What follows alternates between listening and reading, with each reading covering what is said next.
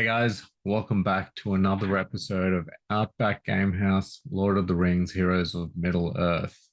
So we've had a few changes since the last podcast. A couple of new marquees, well, three new marquees, plus some in-game changes that we'll quickly go through. So we'll begin with the big change in Elledan being farmable. So we in the last podcast, we spoke about Arwen being farmable, and then now we've got Elledan on a node to light Yes. hard node 5.9.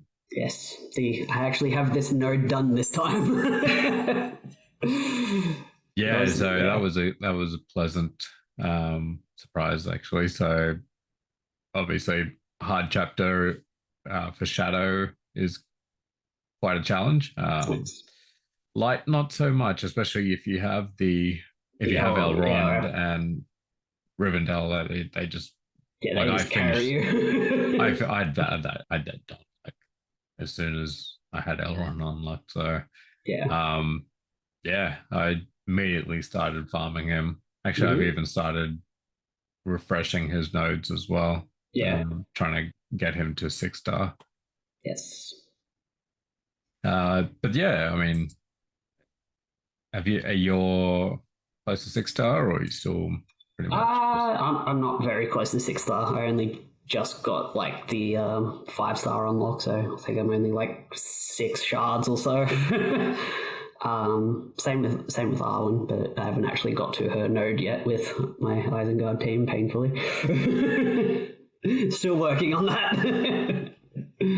I mean, um, I am trying to get him up quickly, so mm, I'm hard refreshing his nodes just because he's almost he's one of the key kind of characters on that team. yeah.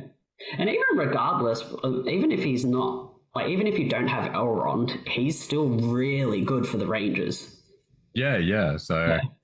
I mean, He's just a when you great get all around tank. when you get his second special to level 6, he's just always taunting. Tons of AoE damage as well. Yeah. So because he's always taunting, just getting his stats up so he's pretty tanky is going to be critical. So I'm going hard for him, trying to get him to 6 star and then 7 star, obviously. Yeah. They did have a little note in one of their kind of text updates, wasn't on any of the blog posts, but Arwen, she's getting a second round for her marquee event. Yes. So it'll be interesting to see whether this is going to be an ongoing thing or whether this is just a one. Um, they're only going to do these for selected marquees, but basically, yeah, it's a limited time marquee event. So that's returning September 5th to the 12th, so that week. They do mention players who have not previously completed all the tiers of Arwen's event will be able to complete their remaining tiers.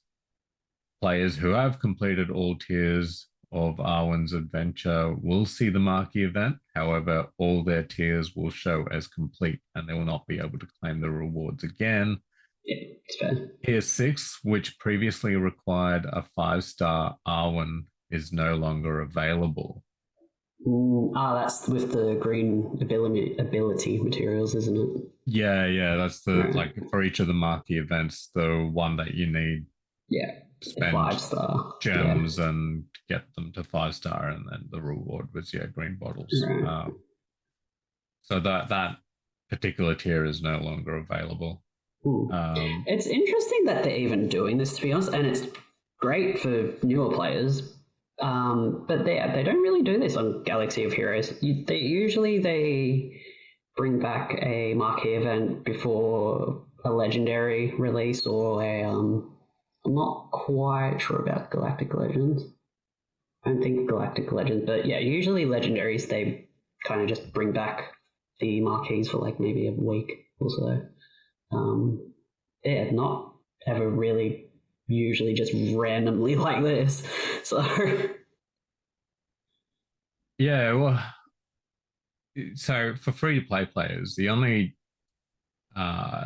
tier that they wouldn't have been able to do is the tier 5 for the event, which required you to at least get that $25, I think, US dollar offer when you get a new character. So yeah, I mean, people are waiting for Elrond's second return. Whether this means, he's just around the corner, we'll have to see, I guess. Yeah, be interesting to see whether they do this for Elladan as well. Yeah, it's going to be a wait and see situation, I think. But yeah, I'm kind of cool with them bringing back the Marquee. You know, even for like new players that have joined and they missed the first run, for instance. So yeah, it's really good for them. Yeah. All right. I guess we'll move on to the updates for this month, which we kind of briefly touched on the previous podcast because I gave us a brief overview of the month of September and the month of Gondor. But now we've got a few blog posts, a bit more information, as well as a raid update as well. So they've introduced Chapter 3 and a bit of information around that. So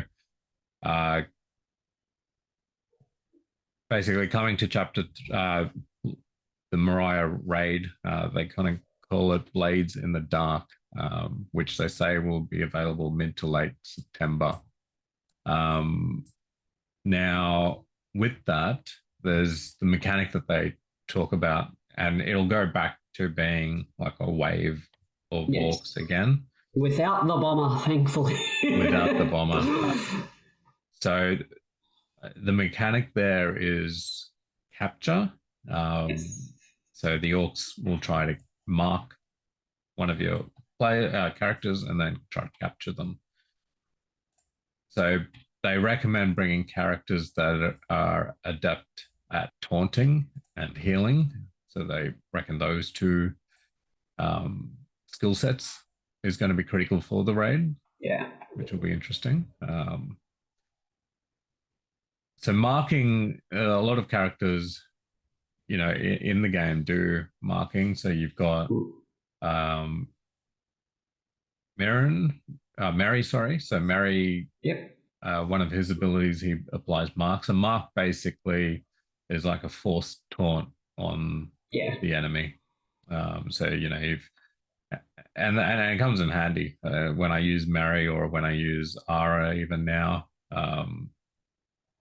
If there's a healer or someone like that and you want to keep targeting them before a tank gets his taunt up, you can mark them and then focus them down.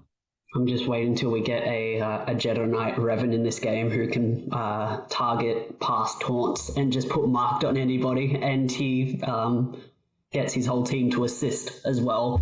And so it kind of just like, F you in particular. Wow. Yeah, it's very strong. That sounds pretty strong, yeah. And then, so through the mark, they will start capturing your squad. So, yeah, that'll be interesting to see how that actually works. So they reckon they're obviously pitching Gondor as the team to use on Chapter 3. They said that for Haradrim with Chapter 2, and the jury's still out whether they were the solution or not. But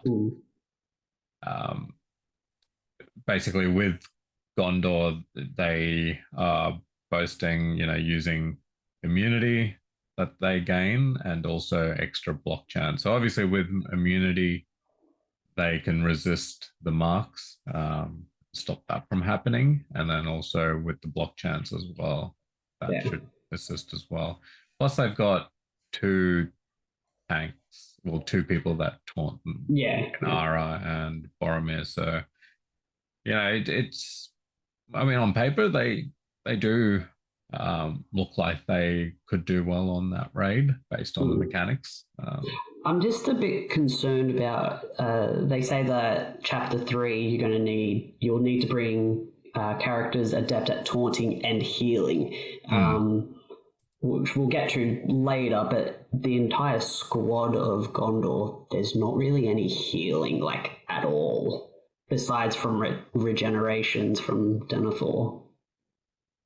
Yeah, real. I mean, yeah, we'll get into those, but yeah, you're right. There's nothing that really. There's no real big support type character. I mean, Denethor is the support, but you're right. There's no massive healings that he does. I'm wondering if Halbarad will go well on this team instead of Sergeant Ara. I think that could be good because it's Sergeant Ara. I believe she taunts. So she does. Yeah. Halbarad taunts, and you've got the healing. So I think it could be a good replacement.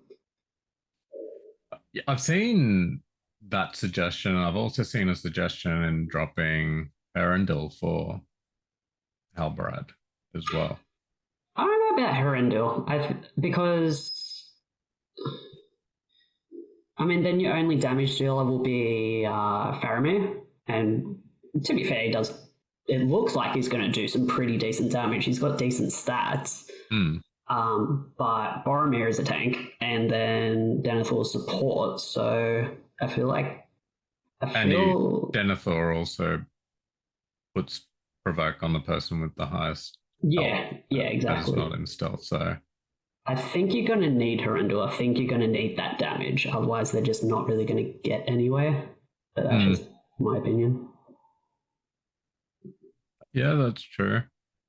Although there's no cleanse, I don't believe. Don't think so. Well, let's jump in and we'll talk about each of the characters. So obviously Faramir is the first one off. His, as at the time of this recording, his marquee event is live, and he, like you said, he's pretty much the damage dealer outside Herendil. In fact, he's probably the main damage dealer as well. Yeah. So basically, his categories are light, Gondor, human, attacker, ranger. So I'm happy to see another ranger character, which is good. Another ranger, the character that can go in stealth as well, because Strider can not go in stealth. And the whole thing about rangers is like stealth. So yeah, so if you don't, if you can't go for the full Gondor team, and if you can only go for one, that's an option to go for just Faramir and finish off that ranger team. Yeah. It's a decent team. Yeah. I noticed a lot of people in Raid, like when I put in the data and everything, they usually take their Strider away from their Road to Rivendell team. So if you put Strider with Road to Rivendell, you'll at least have Faramir to put instead of Strider with the Rangers now. That's true as well. So it does give you that bit of flexibility. So yeah, his basic attack, does decent damage, and then obviously if he's in stealth, he does additional damage. His first special, he gains stealth from that. It does decent damage at max upgrade. He's inflicting slow for 2 turns. It's 3-turn cooldown as well, so it's fairly often. Yeah. So it's a pretty decent ability. And then his second special, which is the AoE. Now, if he's got at least when he's got one dead Gondor ally, he does pretty significant damage. Like at max, he's doing 340% damage when there's at least one Gondor ally that's dead. Yes. Plus gaining stealth as well. So it's a pretty strong move. 340% across all enemies is pretty decent. Yeah.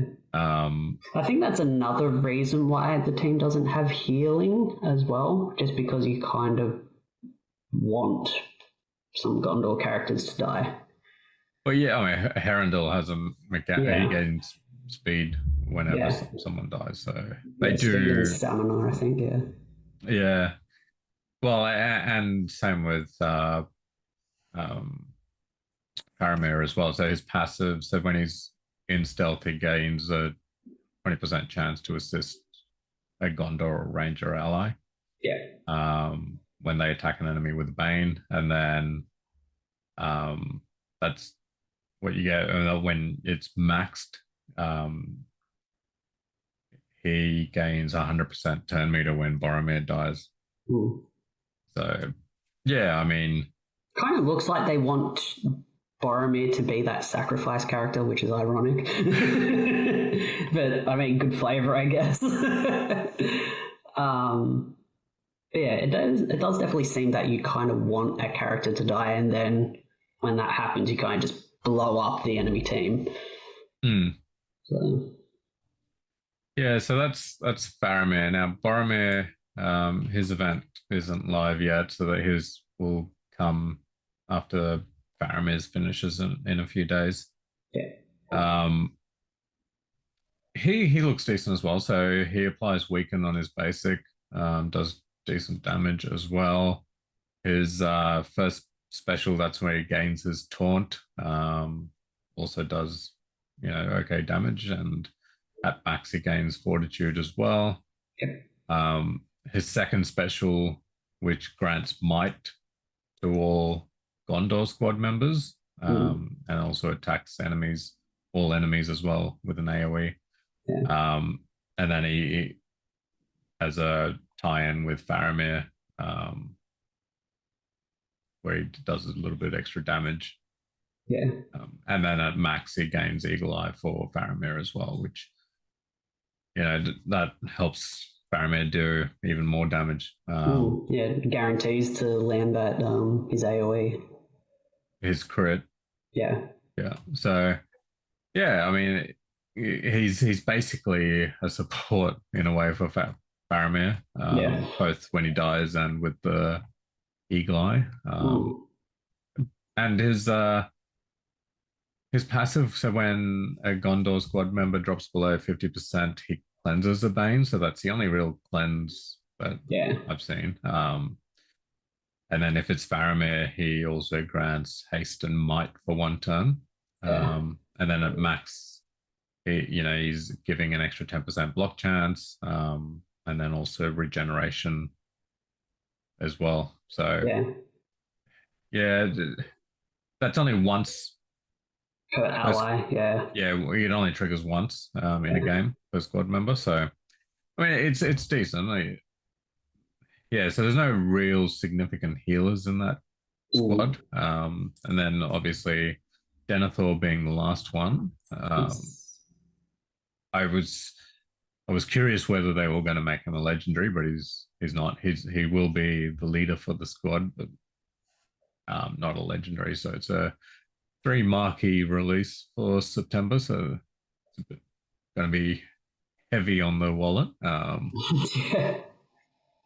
But yeah, we'll see. I am curious on the team and how they're going to go. So with Denethor, his basic, that's the one where I mentioned earlier. He has a chance to grant provoke. At max, he will grant provoke to the squad member with the highest health, and he does a bit of damage as well. His first special, so he calls in the ally with the most Banes to assist. He also gains a stack of regeneration at max. And he calls an ally Boromir and the ally with the highest Bane at max. So at max, you're getting, the double assist on that attack. So, I feel like Boromir's going to have the most Banes regardless because he's going to be taunting fairly often. Well, it depends. I mean, Faramir, if he's got his Eagle Eye, if he's got his might, maybe even regeneration, he could end up being more so than Boromir. I'm curious with that, how that will play on the troll in chapter 1, whether at max whether that counts as 2 assists. Yeah. Which will be interesting to see. But yeah, they need to fix that, like the assisting and like the kind of tag, I guess. It should all just count as each individual hit. So. Yeah, I don't want to go into chapter 1, but yeah, something else. His second special, which inflicts stun on the target enemy and also dispels 1 boon from all enemies at to begin with, and then at max upgrade, it'll dispel 2 boons from all enemies, and then if Boromir is an ally, he'll grant 1 stack of Unbreakable to all Gondor squad members. So yeah, it's a pretty decent move. I mean, Unbreakable is, whilst they don't have healing, they've got regeneration, and then Unbreakable will also assist with just keeping that team alive for a bit longer. Yeah. And then his passive, which gives them a bit of focus, and then at max, again, he's granting regeneration for himself, and then if Boromir is an ally, he's also granting 1 stack of regeneration to the most wounded Gondor ally, and then more focus as well on top of that. So his leader ability is, I reckon, it's probably the second best in the game. I think Elrond's probably just a tiny bit better, but I think this is a clear second winner. Yeah, so to begin with, you get 3% block chance for each Gondor squad member that's living, so still alive. And then at max, he's gaining 10% for each Gondor squad member still alive. So at the start of the match, with the full Gondor squad, they're gaining 50% block chance. Yeah. All of them. Huge. So that's pretty strong. And then when a Gondor squad member blocks an attack, they gain immunity for 1 turn at the end of that turn. So yeah, it's giving him a lot of block, and on top of the block chance that Boromir has as well. So he has a 10% at max. He has a 10% block chance on himself. So and when he's got that provoked up, he's got a lot of resistance or block. Sorry, I should say, on him. So chances are he's going to be blocking more times than not. And then from that, you'll be gaining immunity nearly every turn. So yeah, it's going to be interesting to see how they actually do in the raid. Like if they're just gonna, I don't think they're going to be another Haradrim. I think just like their kit is just better in general. So yeah, I've always liked Harandel, so I was looking forward to a Gondor team, and I like them in beta. Yeah. Whilst it's not the same kit as beta or the PvE versions of them, to be honest, if they released the PvE versions, it would be pretty. It would have just raised the meta even higher. Yeah. More so than Rivendell did. So it reads decent. Obviously, what's on paper is different to reality, so it'll be interesting to see how that plays out. Yeah. One thing to note, we didn't see any fellowship tag on Boromir, so yeah, we still got the 3 original fellowship, and no one else. So be interesting to see what they do with that team. I don't think we'll get another 2 characters until people start unlocking Gandalf, to be honest, and that's going to be closer to that time. Yeah, and that's not anytime soon. So they're probably in no rush to release another 2 fellowship characters. Yeah, I can see easily like Aragorn and Boromir being along with Gandalf, Legolas, and Gimli. I think that will be the 5 core. And then they'll have the hobbits, I guess, which Road to Rivendell and Strider. Yeah, so I reckon we will probably get an Aaragon, who's just for that fellowship team.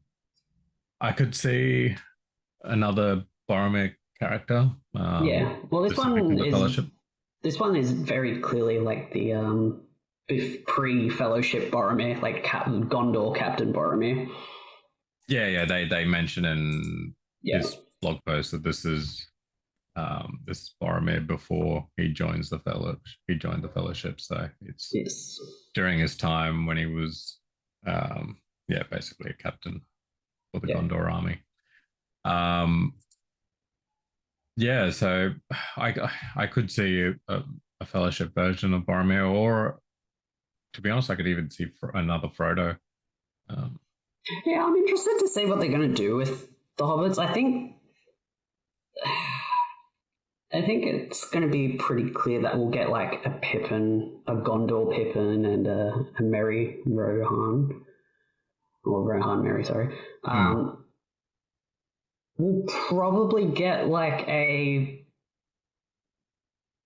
don't know how to describe it, but like the later versions of like Frodo and Sam when they're like dying at Mount Doom. Or maybe even like a corrupted Frodo or something like that.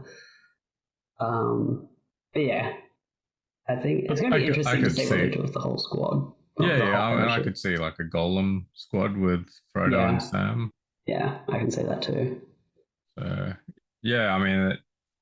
there's going to be multiple versions of characters. That's going to happen, I think. Whether they do they can extend that even further with this whole what if.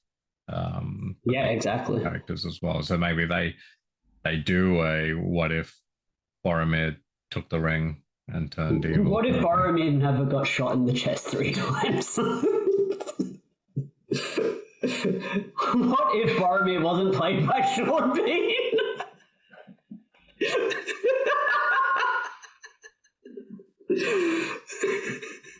I mean, Sean Bean has a reputation for dying in a lot of his movies and TV series, so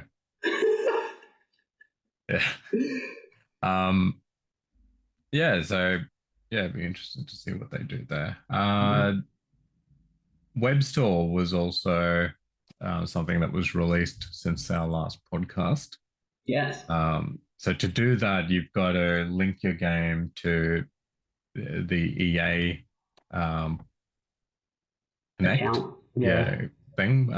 So you got to do that in game. So you got to go to your settings, go to account, and then there's a thing there for EA Connect, and then you either use an account that you have with EA or you create a new one. And then once you've done that, then you then go to the web store, and then you click on I've linked my account, and then log in using that same account. And then once you've done that, hopefully you've linked your game account to the website, and you can start purchasing certain offers there.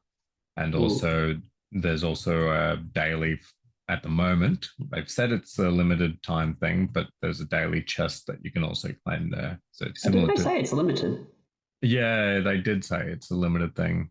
Okay. It's launch. Here we are. Exclusive web store launch content. As part of the launch of the web store, there will be a pair of limited time opportunities. Launch exclusive, 5 plus 5% gems quantity from the gem pack purchases. And then also launch exclusive additional free daily chest contains shards, gear, gold, or XP. Right, okay.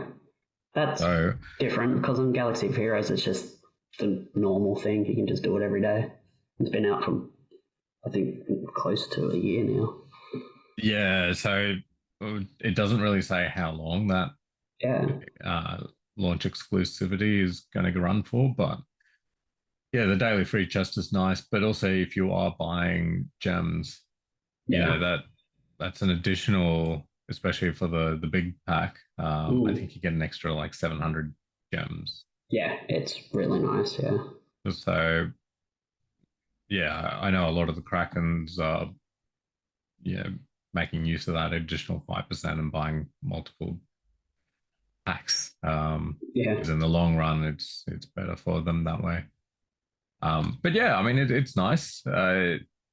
In addition to that 5%, most of the offers as well are slightly cheaper. So a lot of games that have a web store, you do find the pricing's a bit more is a bit slightly less on the web store than it is in game, because for in-game stores they've got to use they got to pay a percentage to Google or Apple on top. So and they have stuff like a web store, they can directly offer claim it, basically. Yeah, and because of that, they can offer some of the savings to their customers through the web store. Yeah. So yeah, it's definitely it makes them more money. So there's no reason to not do it in their case.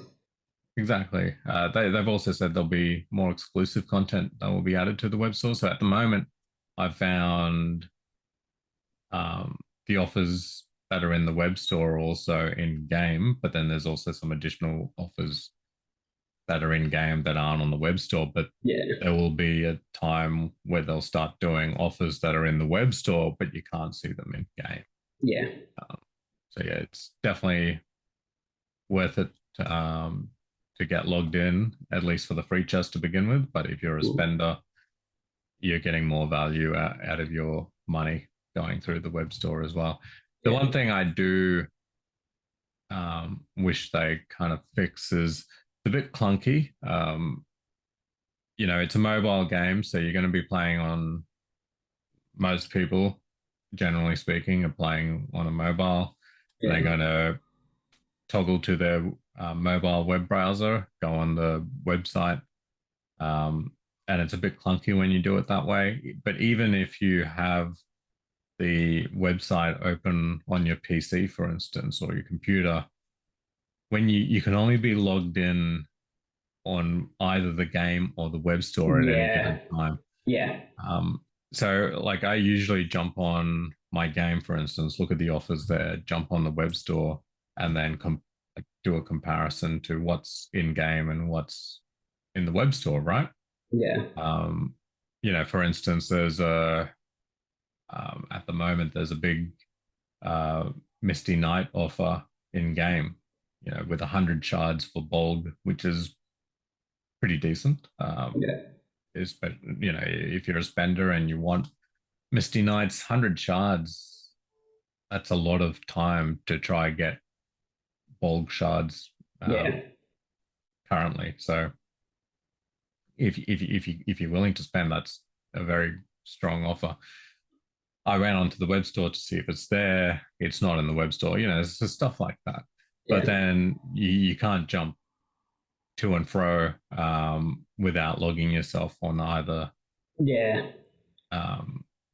Thing. So you got to re-log in each time. Yeah, and it's frustrating. And they've got a thing where it says "Remember me," but it never bloody remembers me. Yeah, I got to re-log in every time. The exact same thing happened when they released it on Galaxy of Heroes, and I think it took them a little bit to fix. But yeah, it was funny because it's like, how did you not learn from the first time?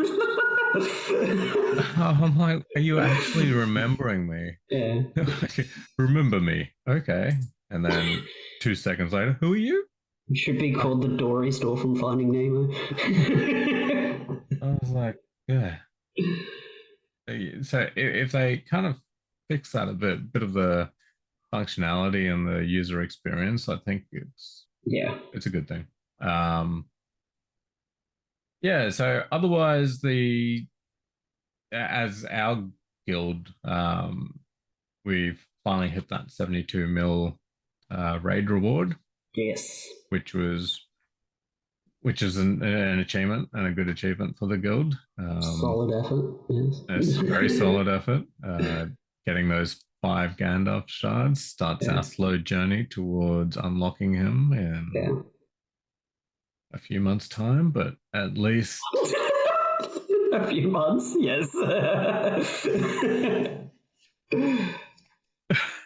Well, I mean, we're getting 5 per week at the moment with 2 chapters. Yeah. Based on that, it's going to take a while. But then Yeah. you'd imagine once chapter 3 and 4 comes out, hopefully we might be getting maybe Guild Box 3 and personal rewards start getting bigger as well. What CG does on Galaxy of Heroes when they release new game modes, certain game modes like Territory Battles, the latest one, they release it so it's going to last for a good couple of years. So they don't have to constantly just update it. It's just they're out, and yes, the rewards at the time when it comes out seem not achievable at all for years, but that's what they do. They're like, yeah, you're not going to get it now, obviously. It's going to take time to get there. Yeah. Yeah. So you obviously want to at least get the 5 shards, otherwise you're just never going to get them. Yeah. So, yeah, I mean, that's a good step for us. I do wish, and I knew this was the case even before we got the rewards, but I don't know why they only have it so you get the whatever the highest guild reward. Yeah, guild chest reward. Yeah, is the one that is the one you claim. Yeah.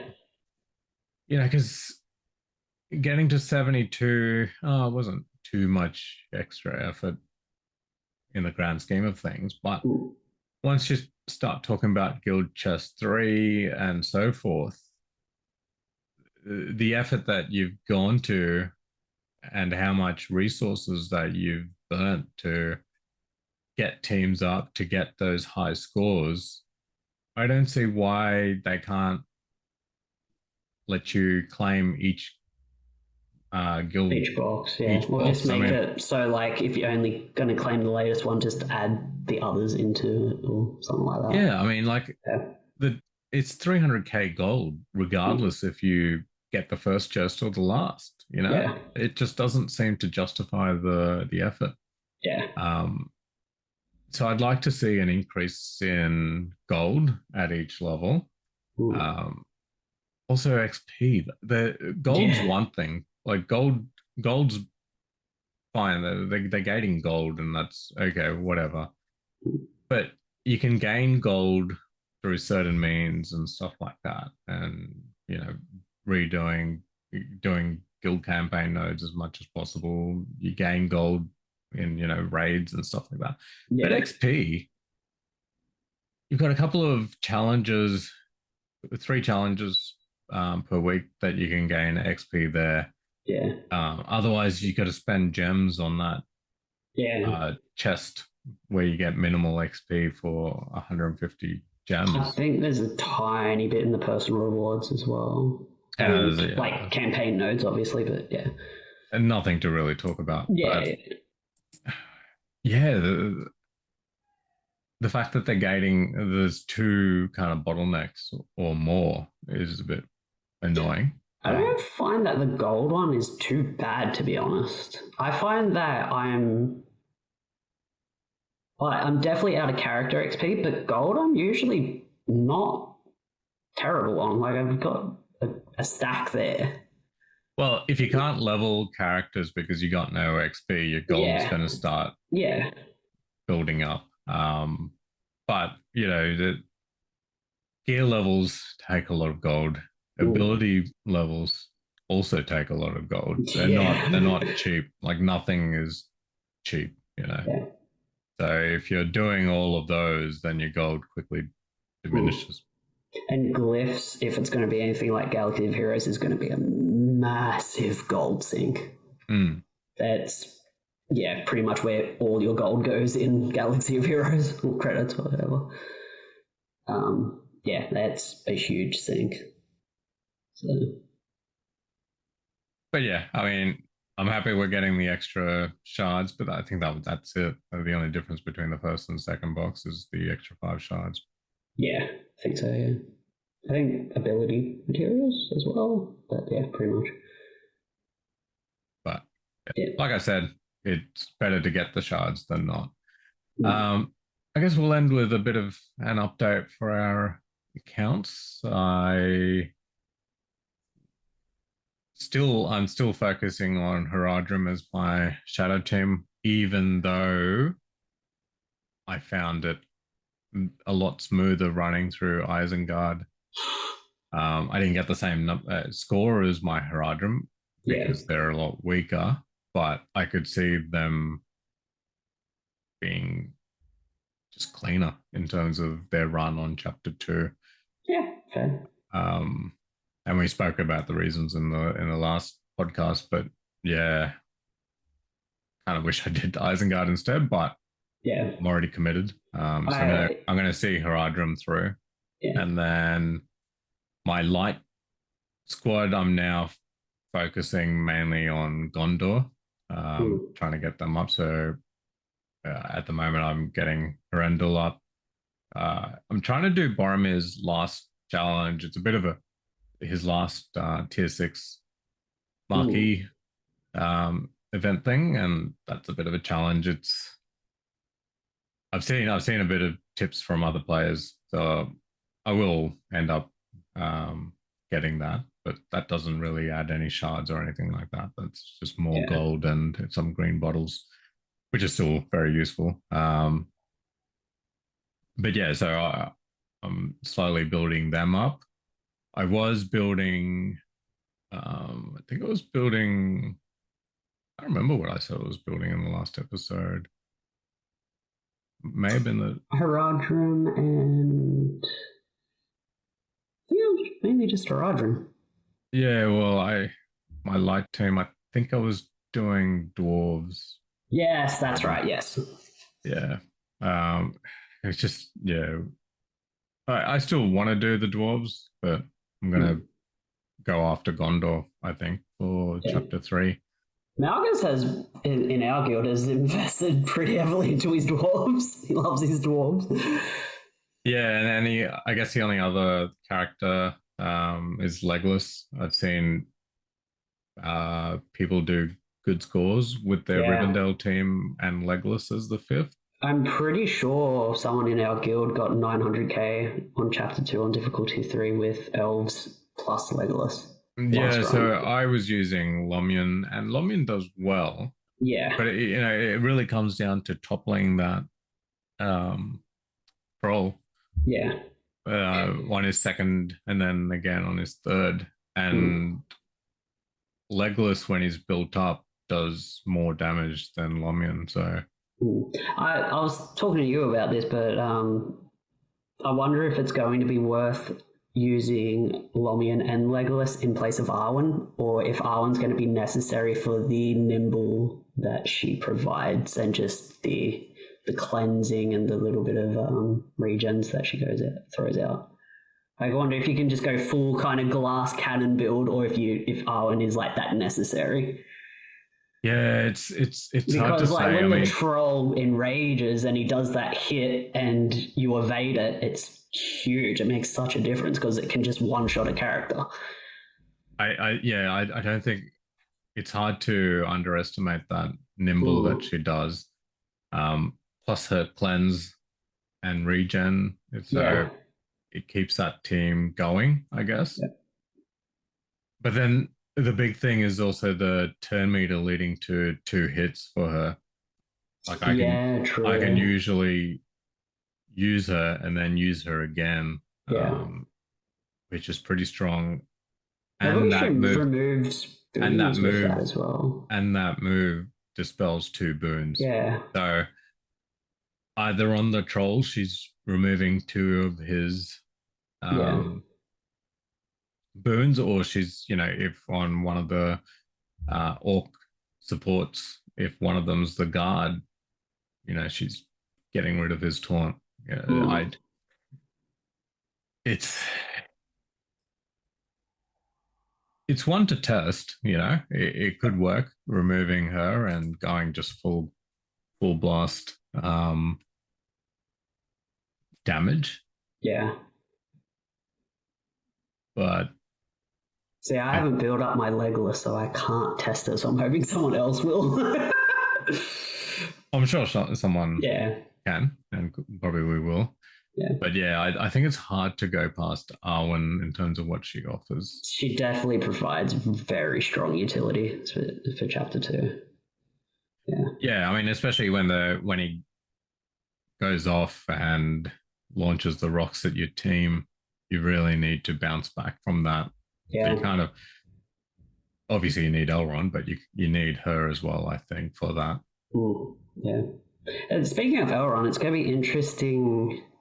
So in chapter 3, when an ally gets captured, does that mean they're dead so Elrond can revive them technically, or does that mean, is it a specific thing, like a specific mechanic where if they're captured you can't even revive them? I feel like it's going to be that. I feel like it's the latter. Yeah. The way it's written, it makes it sound like they're just removed from the battle altogether. Yeah. So it doesn't go into the pool of revivable characters. Yeah. Yeah. So, yeah, it's on. It'll be interesting to see. The team has good healing, Rivendell, so you've got that option. Arwen does do immunity, but she only does immunity to one of her allies. One person, So, yeah, I mean, I think they'll still be one of the top 5 teams for Chapter 3. Yeah. To see how high they are. Well, that's, I guess, my squad, but what about for you in terms of your account? I don't remember if I mentioned this last episode, but I got my Pippin to 7-star, which hurt gold. I'm kind of just pretty much all of my energy is just going to shards. I'm not even really farming that much gear. I am a little bit, but I figured that getting the shards is just going to be more important long term. No. So, yeah, 100%. Since the update with stars, gear is now pretty much the last thing you do. Stars is the main thing about the game. And then you got levels, ability levels, and then gear. So if you're farming nodes, you should be predominantly doing shards, character shards over gear. Yeah. So that's what I'm doing. I'm farming my hobbits. I'm getting the last of my elves up, their shards. I'm getting my Isengard shards because I only left them at like 3-star. And I'm getting my Rohan because same thing again, I only left them at 3-star because it really wasn't much reason to get them any higher. So I think Ugluk is, he's 6 stars now. Okay. And then I'll probably work on Naramiri. I'm probably going to leave Edric, and at least until we see, well, maybe not until, but I'd rather get the ability materials and get my core squads up before I worry about Dunland. Yeah, because there's only 3 of them anyway. And I feel like just having a set of 5 squads, solid 5 squads for raid, and then just worrying about other teams later, I feel like that might be the go-to. Yeah, I mean, maybe down the line, we could have multiple teams over each chapter.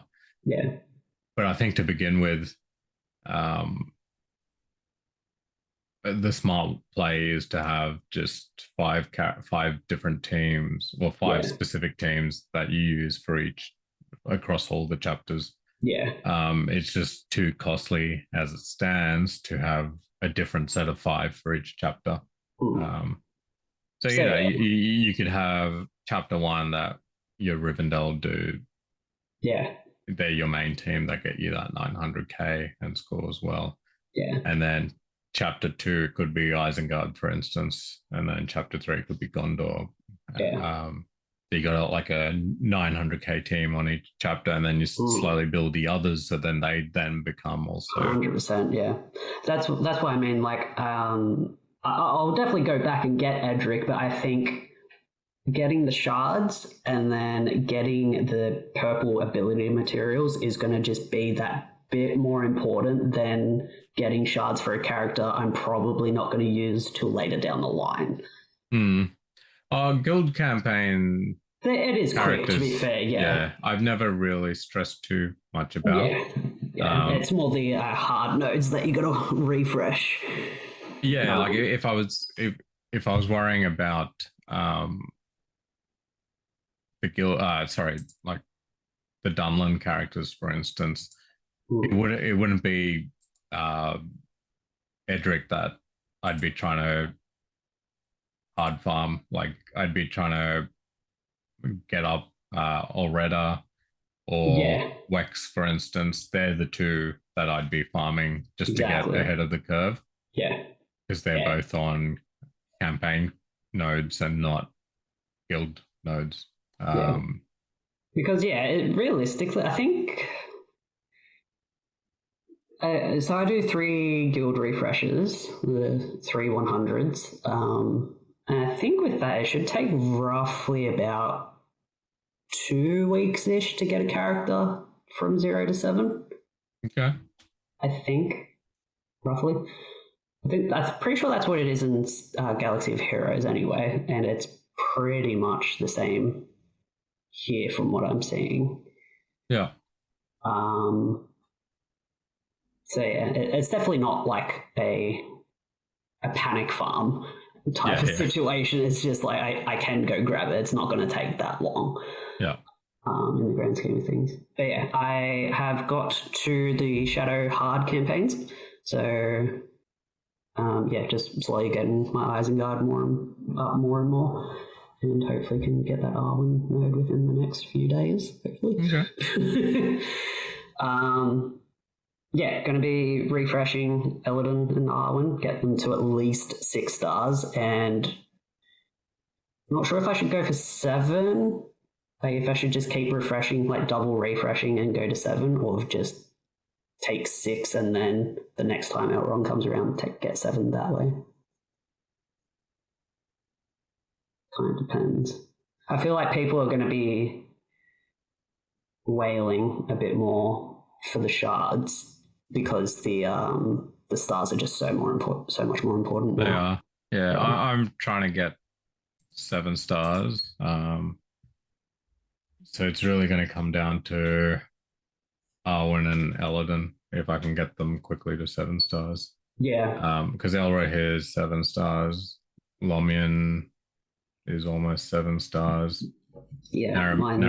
Naramiri is 7 stars. It's really the other 2. I'll at least have him 6 stars if he comes sooner than I expect. Yeah. But I'm going to be like hard refreshing, like lots and lots of refreshes to get them to 6, and then I'll probably slow down a little bit for 7. Okay. I think that's about it. Once I finish my Isengard, get the Arwen shards, I will go back to my Road to Rivendell and finish them, because I think they're just going to be pretty good across the board for all the chapters. They seem kind of just like a good jack of all trades team. Yeah. So makes sense. Yeah. All right. Well, I don't think there's anything more for this episode, unless you had any final notes. I don't think so. Okay. Well, appreciate you guys tuning in for another episode. I hope you guys enjoyed the content. Please do feel free to leave a comment. And if there's anything particular that you want us to discuss in future episodes, things you want us to go into and stuff like that, please feel free to let us know. Otherwise, we will catch you guys next time. Oh, you can't say man. There we go.